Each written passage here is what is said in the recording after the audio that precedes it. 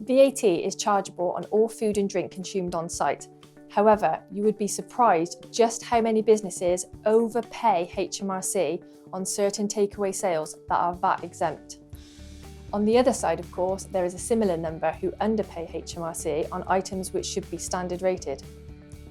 VAT on takeaway food and drink has always been confusing. And even though the government has gone to considerable lengths to improve and clarify how it should be handled, it's still not, and truthfully, never will be a completely straightforward thing to assess. As a general rule, the important things are whether the food is hot or cold and whether the customer is eating food on the premises or not. One thing that is clear is that hot food always attracts VAT, and so does eating on the premises. So if what your customer has bought is hot, or they can eat it on your property, they will always have to pay VAT. On the flip side, if what your customer has bought is cold and meant to be taken away, it only attracts VAT if it's taxed anyway.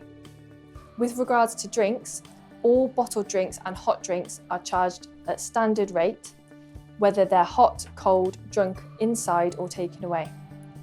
The only exceptions to this rule are milk and milk-based drinks, which are VAT free, as are packets of tea, coffee and cocoa.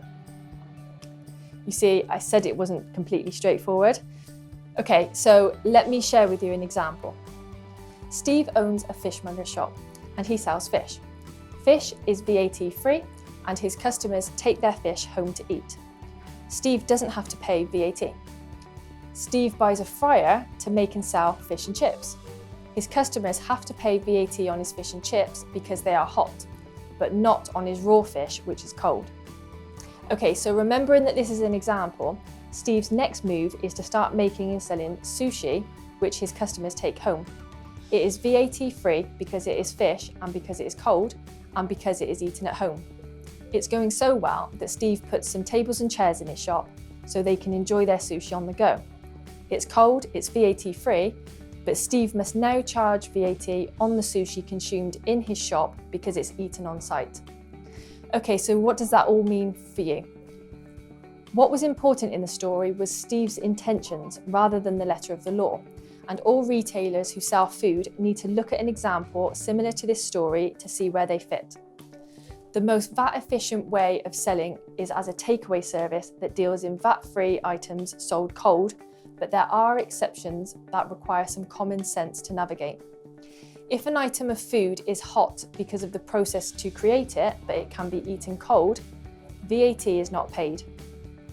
If your customers eat their food on a wall outside your shop, as long as it's not a designated seating area, you don't pay VAT.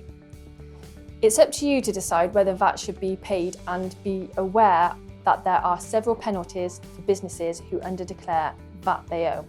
For example, by packing food in takeaway boxes to avoid VAT, but then allowing customers to eat the food inside.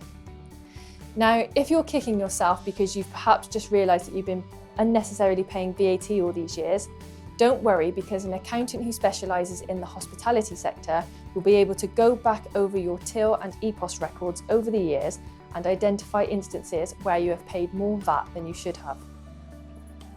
As soon as all the evidence has been collected from your till receipts or EPOS system, a case to claim back all the overpaid tax from HMRC can then be put forward for you. Of the many wonderful things about running your own business, receiving a rebate cheque, and in a lot of cases a sizable rebate cheque from HMRC, is definitely one of them. If you'd like to find out more, you can download our free guide on VAT for takeaway food from the link below this video.